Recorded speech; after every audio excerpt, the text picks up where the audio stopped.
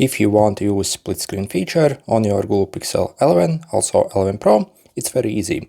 So first, simply have both apps open in the background that you want to place in the split screen view. And then as you see on the top, in this view, if you click here, you have this option here. So again, you click here, then on the icon and then the split screen view. So the first app you open will get placed on the top. So for example, if I want my Chrome browser on the top, I would open that first. And then select the second app you want underneath. So for example, this calculator here. I see then, for example, on the top, I see you have different categories for the ringtone. I can literally watch a video. I can also change the size of it. And underneath here, yeah, I have my other app running. Yeah, as you can easily resize just as you need it.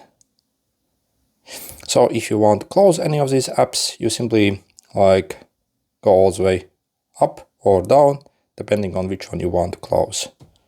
And you see then you only have this one left. Okay, good luck.